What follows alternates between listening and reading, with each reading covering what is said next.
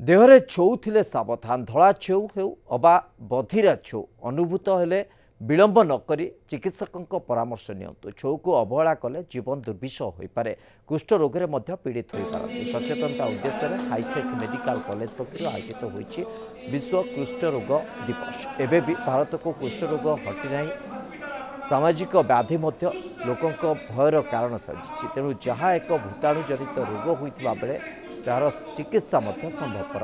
आज दिन को विश्व कुष्ठ दिवस भाव पालन कर हॉस्पिटल परिसर में इंडियन एसोसिएशन ऑफ डर्माटोलॉजिस्ट, वेटरनोलॉजिस्ट और लेप्रोलॉजिस्ट विभाग पक्षर आयोजित होइछि सचेतनता कार्यक्रम। यह अवसर में विभाग डाक्तर समेत मेडिकल छात्र छात्री उपस्थित।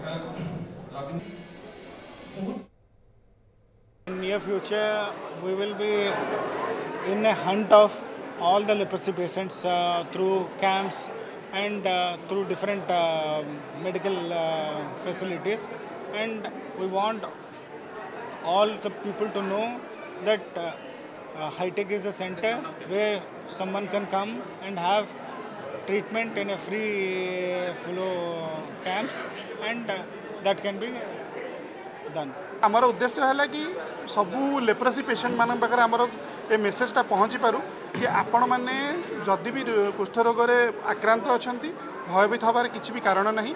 यह संपूर्ण एक जीवाणुजनित रोग जोटा कि ट्रीटमेंट कले संपूर्ण भाव भल हो पार और या द्वारा होता कौन भी कॉम्प्लिकेशन हो कि जहाँ भी असुविधा हो सेटा को ट्रीटमेंट करा जाय पार। किंतु ये जो सामाजिक भय सोशल स्टिग्मा को डरिकी आपण मैंने लुचिकी रही जातुनी, निश्चिंत भाव में ट्रीटमेंट हो पार, संपूर्ण सुस्थ हो पार।